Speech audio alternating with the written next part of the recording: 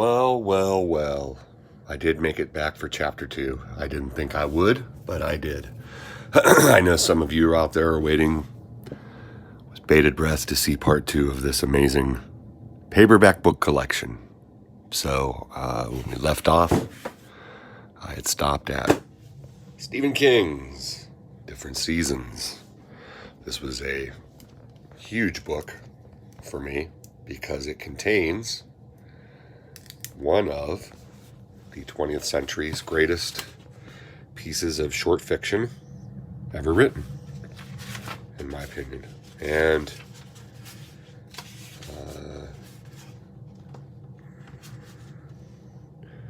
it is Rita Hayworth and The Shawshank Redemption.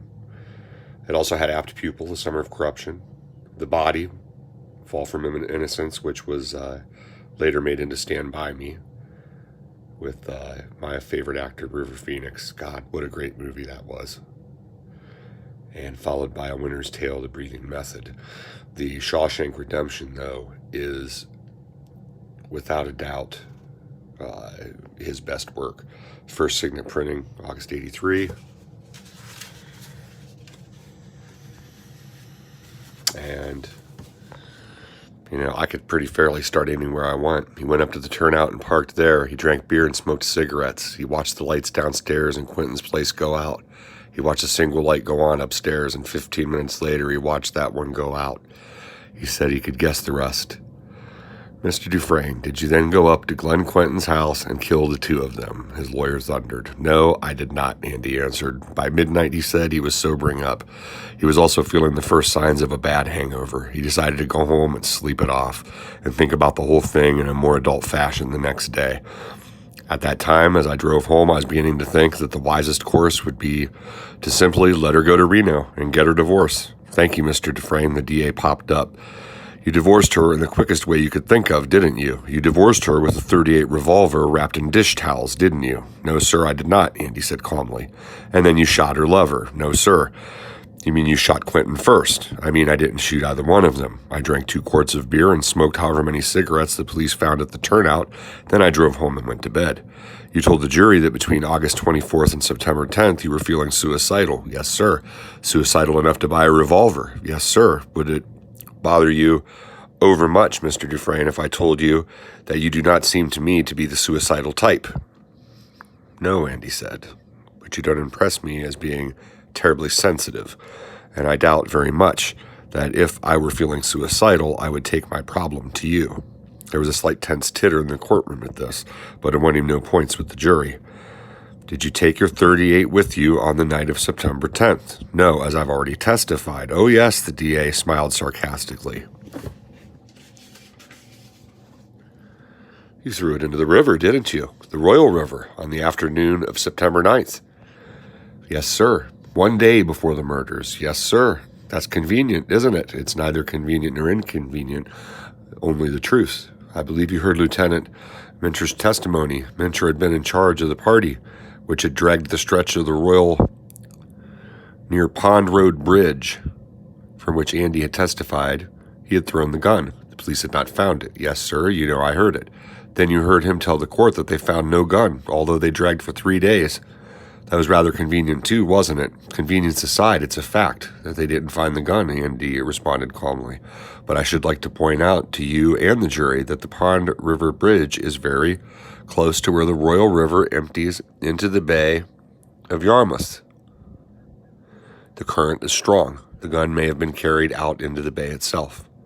And so no comparison can be made between the riflings on the bullets taken from the blood-stained corpses of your wife and Mr. Glenn Quentin and the riflings on the barrel of your gun. That's correct, isn't it, Mr. Dufresne? Yes, that's also rather convenient, isn't it? At that point, according to the papers, Andy displayed one of the few slight emotional reactions he allowed himself during the entire 6-week period of the trial. A slight, bitter smile crossed his face. Since I am innocent of this crime, sir, and since I am telling the truth about throwing my gun into the river the day before the crime took place, then it seems to me decidedly inconvenient that the gun was never found. Yeah, I love that book. I do. It's a great book. It just flows so nice. Next we have The Ministry of Fear by Graham Greene. Going back to different seasons too, I did read all of these in here. And the first book I had was Night Shift. When I was a kid, approximately 4 years old, my mom read me The Lawnmower Man during my lunch one day. And that was the day I pretty much decided I wanted to be a writer. And that I pretty much thought Stephen King was the man. Huxley, Antique.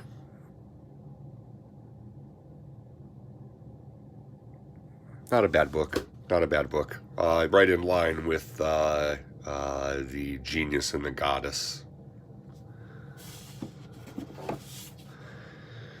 There's a nice felt book of Irish Blessings. It's a small hardcover, which somehow got mixed up with those. And here's another Mensa Genius Quiz a Day book. So I have officially decided my keepers will go in here for now. And I will continue to pick up paperbacks just because they are so convenient and easy to read when you're on the move or on the go. That's a little bit bigger than those reissues of those classics, which I think I have more of those somewhere else too, actually. And so we move on to Pearl Buck, The Good Earth. There it is. So this is one of many copies of this book that I have, or have had, I should say. I'm not sure how many I'm sitting on right now.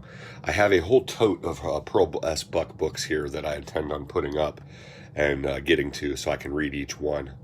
But this, The Good Earth, is without a doubt my absolute favorite.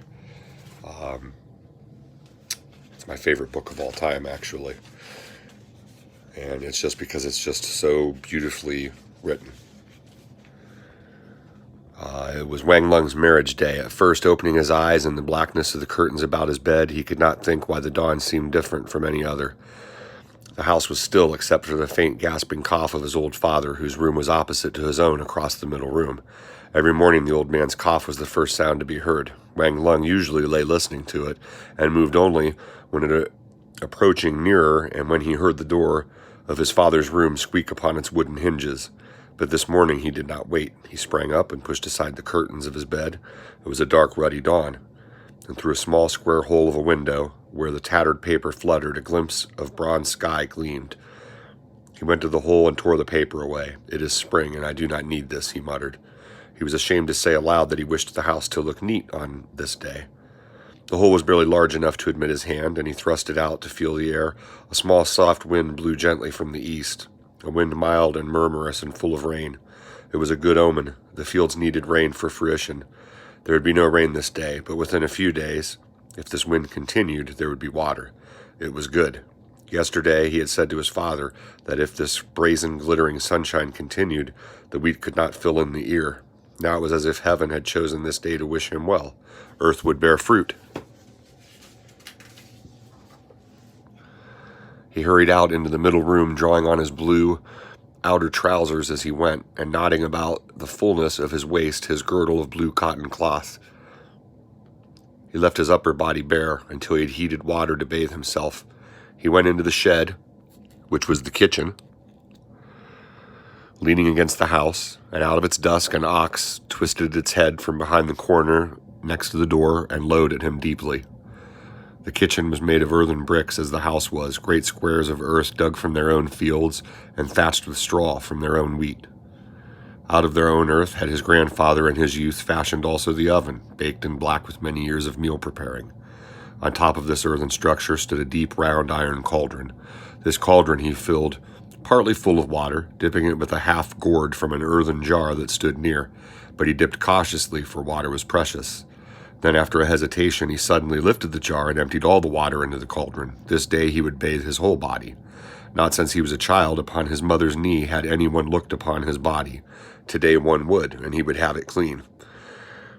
He went around the oven to the rear, and selecting a handful of dry grass and stalks standing in the corner of the kitchen, he arranged it delicately in the mouth of the oven, making the most of every leaf. Then from an old flint and iron he caught a flame and thrust it into the straw, and there was a blaze. This was the last morning he would have to light the fire. He had lit it every morning since his mother died 6 years before. He had lit the fire, boiled water, and poured the water into a bowl, and taken it into the room where his father sat upon his bed, coughing and fumbling for his shoes upon the floor. Every morning for these 6 years the old man had waited for his son to bring in hot water to ease him of his morning coughing. Now father and son could rest. There was a woman coming to the house. Never again would Wang Lung have to rise summer and winter at dawn to light the fire. He could lie in his bed and wait. And he also would have a bowl of water brought to him. And if the earth was fruitful, there would be tea leaves in the water. Once in some years it was so. And if the woman wearied, there would be her children to light the fire, the many children she would bear to Wang Lung. Wang Lung stopped, struck with the thought of children running in and out of their 3 rooms. 3 rooms had always seemed much to them, a house half empty since his mother died. They were always having to resist relatives who were more crowded, his uncle with his endless brood of children coaxing, "Now, how can 2 lone men need so much room? Cannot father and son sleep together? The warmth of the young one's body will comfort the old one's cough." But the father always replied, "I am saving my bed for my grandson. He will warm my bones in my age." Now the grandsons were coming, grandsons upon grandsons. They would have to put beds along the walls and in the middle room. The house would be full of beds. The blaze in the oven died down while Wang Lung thought of all the beds there would be in the half-empty house, and the water began to chill in the cauldron. The shadowy figure of the old man appeared in the doorway, holding his unbuttoned garments about him. He was coughing and spitting, and he gasped, "How is it that there is not yet water to heat my lungs?" Wang Lung stared and recalled himself and was ashamed.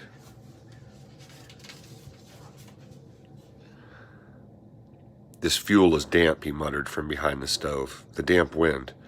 The old man continued to cough perseveringly and would not cease until the water boiled. Wang Lung dipped some into a bowl, and then after a moment he opened a glazed jar that stood upon the ledge of the stove and took from it a dozen or so of the curled dried leaves and sprinkled them upon the surface of the water. The old man's eyes opened greedily, and immediately he began to complain. "Why are you wasteful? Tea is like eating silver." "It is the day," he replied, Wang Lung with a short laugh. "Eat and be comforted." The old man grasped the bowl in his shriveled, knotty fingers. Uttering little grunts, he watched the leaves uncurl and spread upon the surface of the water, unable to bear drinking the precious stuff. "It will be cold," said Wang Lung. "True, true," said the old man in alarm, and he began to take great gulps of the hot tea. He passed into an animal satisfaction like a child fixed upon its feeding. But he was not too forgetful to see Wang Lung dipping the water recklessly from the cauldron into a deep wooden tub. He lifted his head and stared at his son. "Now there is enough water to bring a crop to fruit," he said suddenly. Wang Lung continued to dip the water to the last drop, but did not answer. "Now then," cried the father loudly. "I have not washed my body all at once since the new year," said Wang Lung in a low voice. He was ashamed to say to his father that he wished his body to be clean for a woman to see. He hurried out, carrying the tub to his own room. The door was hung loosely upon a warped wooden frame, and it did not shut closely.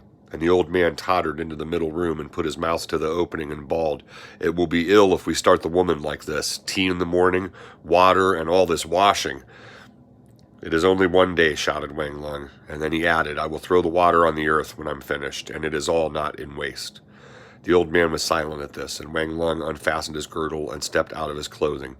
In the light that streamed in a square block from the hole, he wrung a small towel from the steaming water, and he scrubbed his dark, slender body vigorously. Warm though he had thought the air, when his flesh was wet, he was cold, and he moved quickly, passing the towel in and out of the water, until from his whole body there went up a delicate cloud of steam. Then he went to a box that had been his mother's, and drew from it a fresh suit of blue cotton cloth. He might be a little cold this day without the wadding of the winter garments, but he suddenly could not bear to put them on against his clean flesh.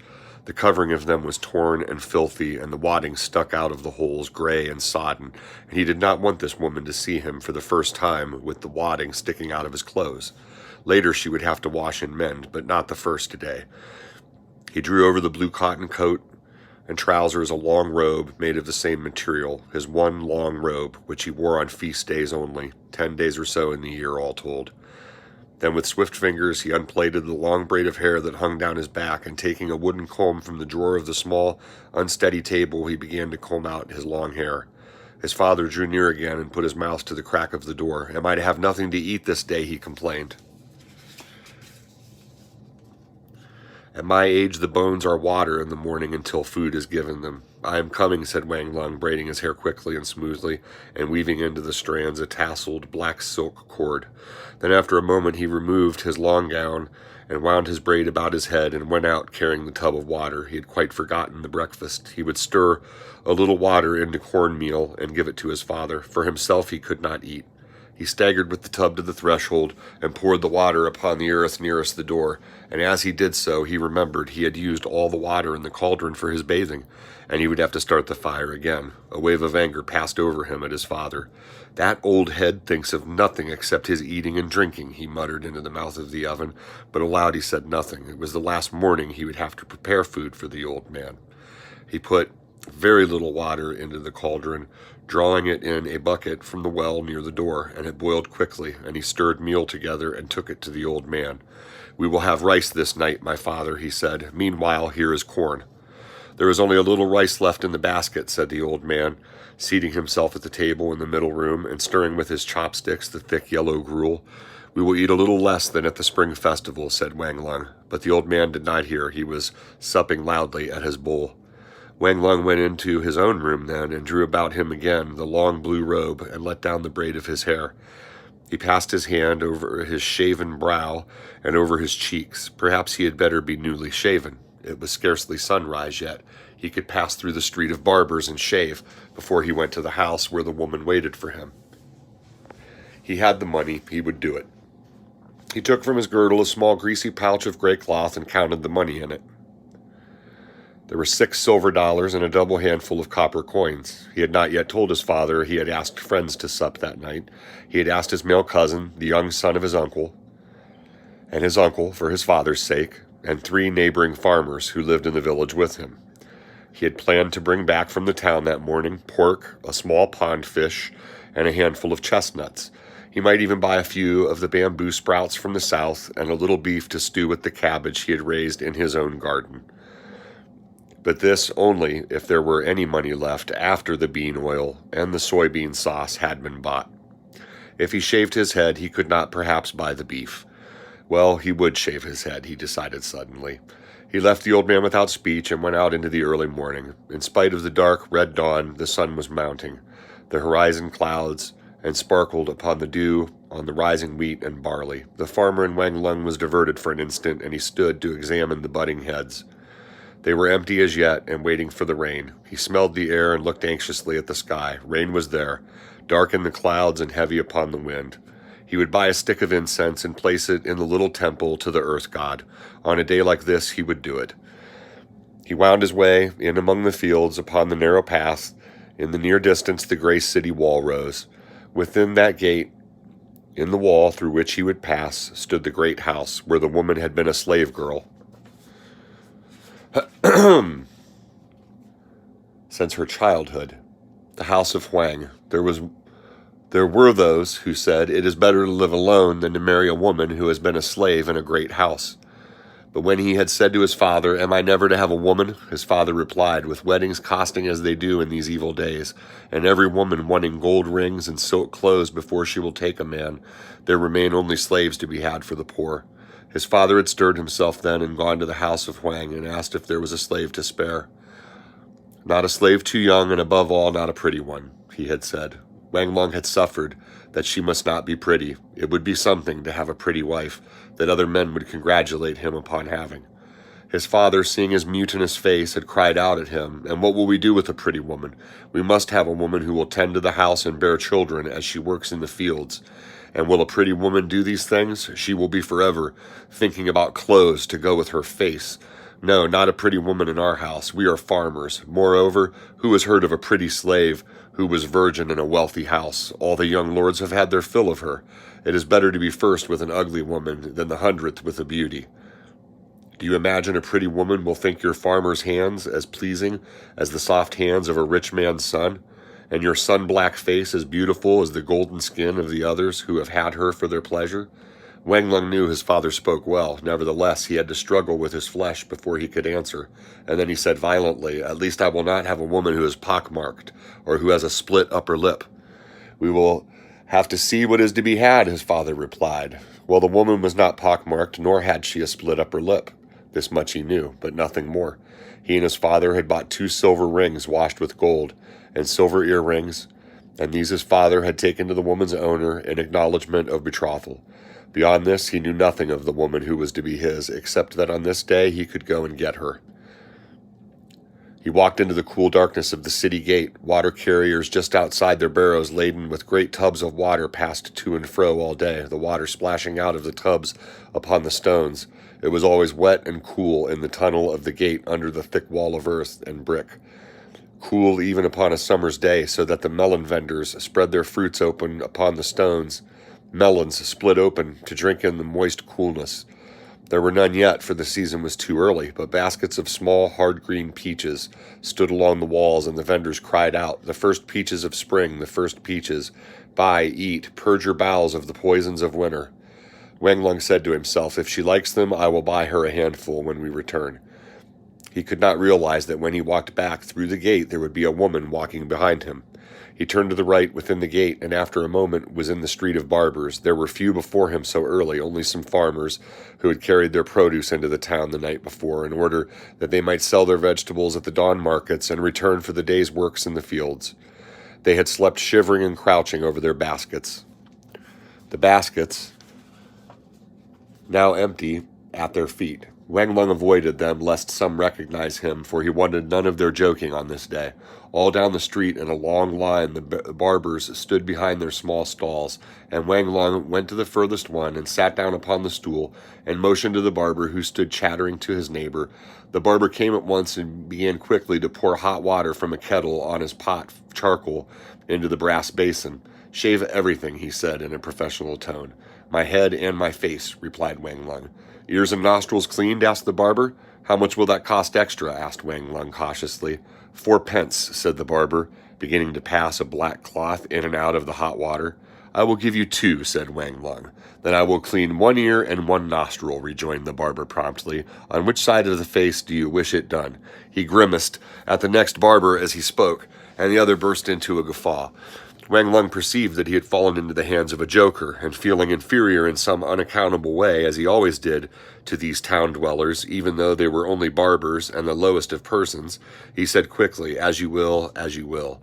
Then he submitted himself to the barber's soaping and rubbing and shaving, and before, after all, and being all a generous fellow enough, the barber gave him, without extra charge, a series of skillful poundings upon his shoulders and back to loosen his muscles.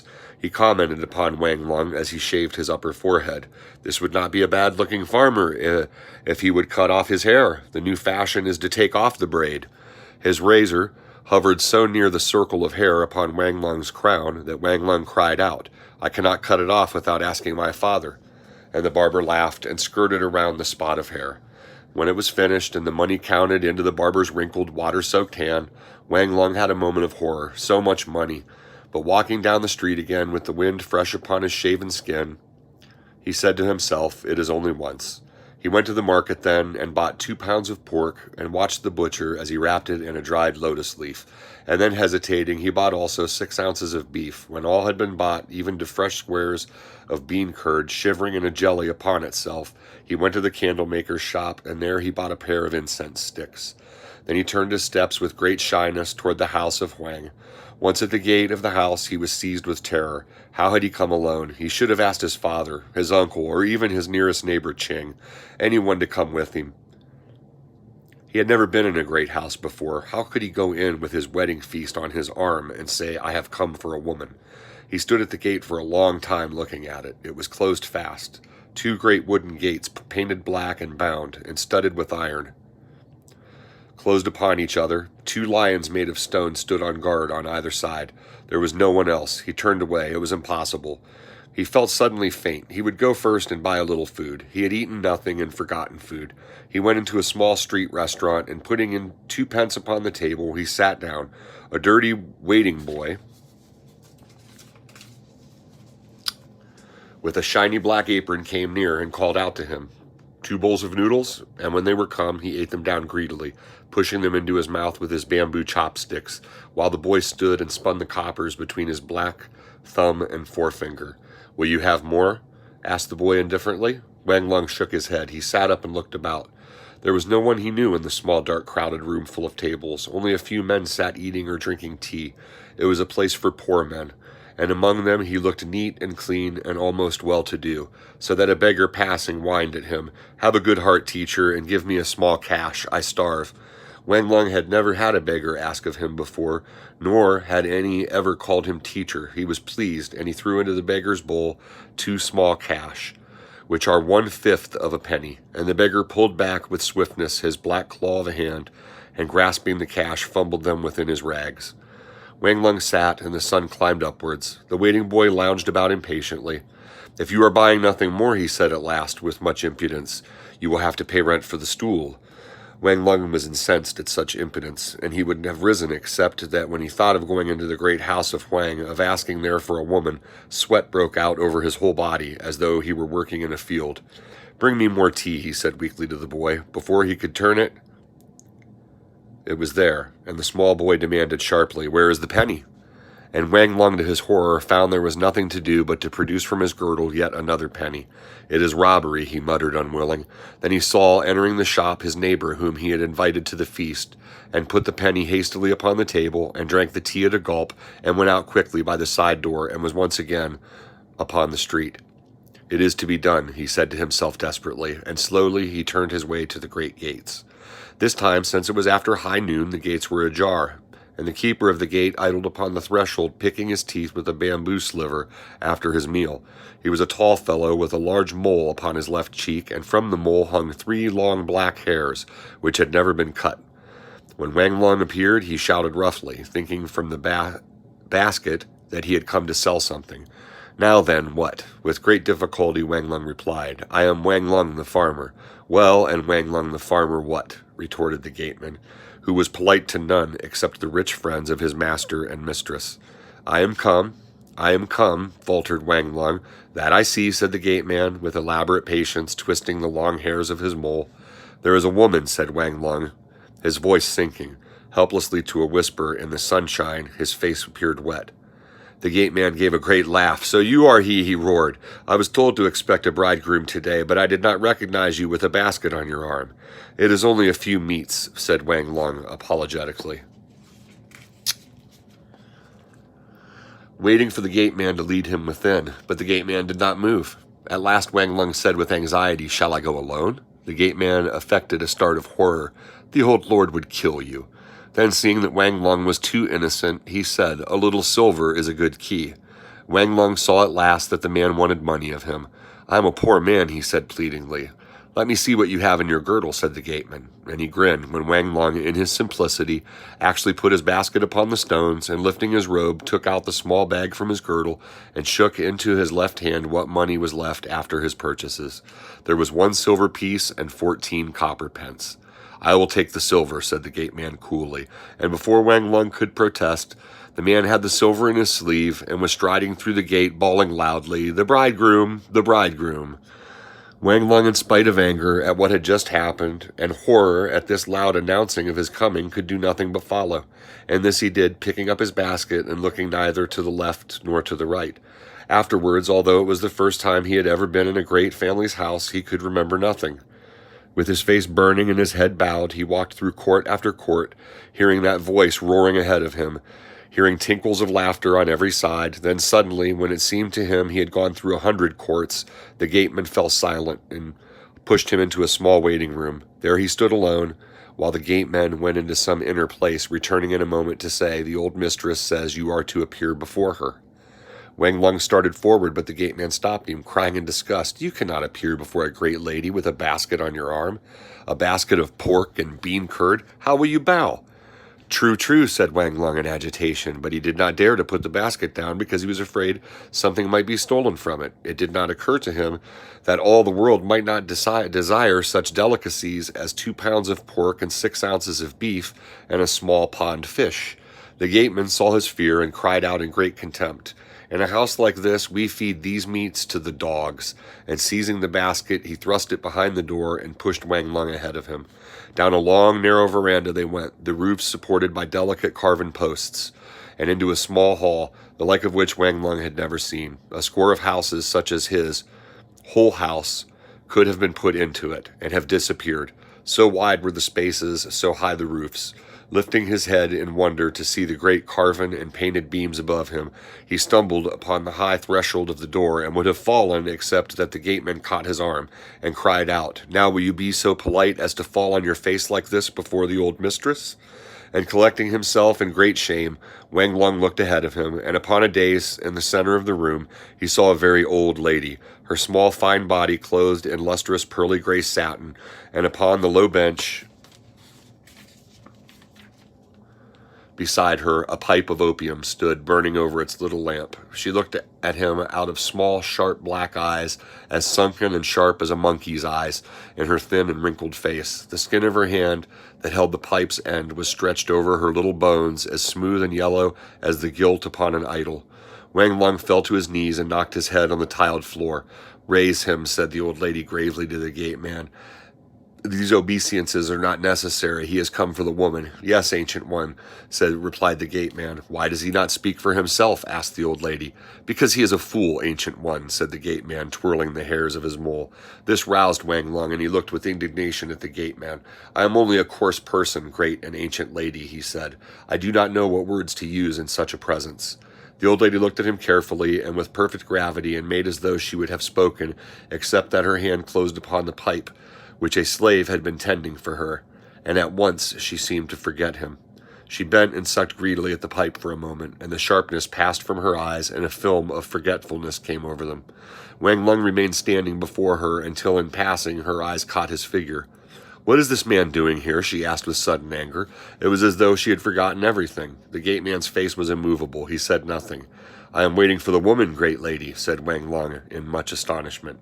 "The woman? What woman?" the old lady began, but the slave girl at her side stooped and whispered, and the lady recovered herself. "Ah, yes, I forgot for the moment. A small affair. You have come for the slave called Olan. I remember we promised her to some farmer in marriage. You are that farmer?" "I am he," replied Wang Lung. "Call Olan quickly," said the old lady to her slave. It was as though she was suddenly impatient to be done with all of this, and to be left alone in the stillness of the great room with her opium pipe. In an instant the slave appeared, leading by the hand a square, rather tall figure, clothed in clean blue cotton coat and trousers. Wang Lung glanced once and then away, his heart beating. This was his woman. "Come here, slave," said the old lady carelessly. "This man has come for you." The woman went before the lady and stood with bowed head and hands clasped. "Are you ready?" asked the lady. The woman answered slowly as an echo, "Ready." Wang Lung, hearing her voice for the first time, looked at her back as she stood before him. It was good enough. Voice not too loud, not too soft, plain and not ill-tempered. The woman's hair was neat and smooth, and her coat clean. He saw with an instant's disappointment that her feet were not bound, but this he could not dwell upon, for the old lady was saying to the gateman, "Carry her box to the gate and let them be gone." And then she called Wang Lung and said, "Stand beside her while I speak." And when Wang Lung had come forward, she said to him, "This woman came into our house when she was a child of 10, and here she has lived until now, when she is 20 years old. I bought her in a year of famine when her parents came south because they had nothing to eat. They were from north in Shantung. There they returned. I know nothing further of them. You see, she has the strong body and the square cheeks of her kind. She will work well for you in the field, in drawing water and all else that you wish. She is not beautiful, but that is not what you need. Only men of leisure have the need for beautiful women to divert them. Neither is she clever, but she does well what she is told to do, and she has a good temper. So far as I know, she is virgin. She has not beauty enough to tempt my sons and grandsons, even if she had not been in the kitchen. If there has been anything, it has been only a serving man. But with innumerable and pretty slaves running freely about the courts, I doubt if there has been anyone. Take her and use her well. She is a good slave, although somewhat slow and stupid, and had I not wished to acquire merit at the temple for my future existence by bringing more life into this world, I should have kept her, for she is good enough for the kitchen. But I marry my slaves off if any will have them, and the lords do not want them. And to the woman she said, Obey him, and bear him sons, and yet more sons. Bring the first child to me to see. Yes, ancient mistress, said the woman submissively. They stood hesitating, and Wang Lung was greatly embarrassed, not knowing whether he should speak or what. Well, go, will you? Said the old lady in irritation, and Wang Lung, bowing hastily, turned and went out, the woman after him, and after her the gate man, carrying on his shoulder the box. This box he dropped down in the room where Wang Lung returned to find his basket, and would carry it no further, and indeed he disappeared without another word. Then Wang Lung turned to the woman and looked at her for the first time. She had a square, honest face, a short, broad nose with large black nostrils, and her mouth was wide as a gash in her face. Her eyes were small and of a dull black in color, and were filled with some sadness that was not clearly expressed. It was a face that seemed habitually silent and unspeaking, as though it could not speak if it would. Wow, that was a hard one to read. She bore patiently Wang Lung's look without embarrassment or response, simply waiting until he had seen her. He saw that it was true. There was not beauty of any kind in her face, a brown, common, patient face. But there were no pockmarks on her dark skin, nor was her lip split. In her ears he saw his rings hanging, the gold-washed rings that he had bought, and on her hands were the rings he had given her. He turned away with secret exultation. Well, he had his woman. Here is this box and this basket, he said gruffly. Without a word, she bent over, and picking up one end of the box, she placed it upon her shoulder, and staggering under its weight, tried to rise. He watched her at this, and suddenly he said, I will take the box. Here is the basket. And he shifted the box to his own back, regardless of the best robe he wore. And she, still speechless, took the handle of the basket. He thought of the 100 courts he had come through, and of his figure, absurd under its burden. If there were a side gate, he muttered, and she nodded after a little thought, as though she had not understood too quickly what he had said. Then she led the way through a small, unused court that had grown up with weeds, its pool choked. And there, under a bent pine tree, was an old round gate that she pulled loose from its bar, and they went through and into the street. Once or twice he looked back at her. She plodded along steadily on her big feet, as though she had walked there all of her life. Her wide face expressionless. In the gate of the wall, he stopped uncertainly and fumbled in his girdle with one hand for the pennies he had left. Holding the box steady on his shoulder with the other hand, he took out 2 pence, and with these he bought 6 small green peaches. Take these and eat them for yourself, he said gruffly. She clutched them greedily as a child might, and held them in her hand without speech. When next he looked at her as they walked along the margin of the wheat fields, she was nibbling one cautiously. But when she saw him looking at her, she covered it again with her hand and kept her jaws motionless. And thus they went until they reached the western field, where stood the temple to the earth. This temple was a small structure, not higher in all than a man's shoulder, and made of gray bricks and roofed with tile. Wang Lung's grandfather, who had farmed the very fields upon which Wang Lung now spent his life, had built it, hauling the bricks from the town upon his wheelbarrow. The walls were covered with plaster on the outside, and the village artist had been hired in a good year once to paint upon the white plaster a scene of hills and bamboo. But the rain of generations had poured upon this painting now until there was only a faint feathery shadow of bamboos left, and the hills were almost wholly gone. Within the temple, snugly under the roof, sat 2 small solemn figures, earthen, for they were formed from the earth of the fields about the temple. These were the god himself and his lady. They wore robes of red and gilt paper, and the god had a scant, drooping mustache of real hair. Each year at the new year, Wang Lung's father bought sheets of red paper and carefully cut and pasted new robes for the pair. And each year rain and snow beat in, and the sun of summer shone in and spoiled their robes. At this moment, however, the robes were still new, since the year had well but begun, and Wang Lung was proud of their spruce appearance. He took the basket from the woman's arm, and carefully he looked about under the pork for the sticks of incense he had bought. He was anxious lest they were broken and thus make an evil omen, but they were whole.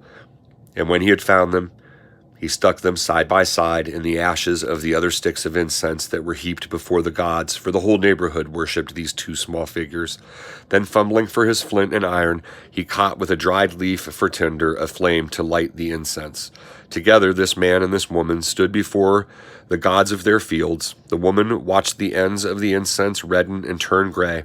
When the ash grew heavy, she leaned over, and with her forefinger she pushed the head of ash away. Then, as though fearful for what she had done, she looked quickly at Wang Lung, her eyes dumb. But there was something he liked in her movement. It was as though she felt that the incense belonged to them both. It was a moment of marriage. They stood there in complete silence, side by side, while the incense smoldered into ashes, and then, because the sun was sinking, Wang Lung shouldered the box and they went home. At the door of the house, the old man stood to catch the last rays of the sun upon him. He made no movement as Wang Lung approached with the woman. It would have been beneath him to notice her.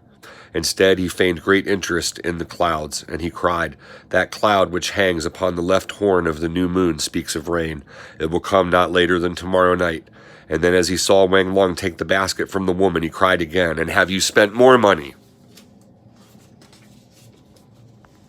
Wang Lung set the basket on the table. "There will be guests tonight," he said briefly, and he carried the box into the room where he slept and set it down beside the box where his own clothes were.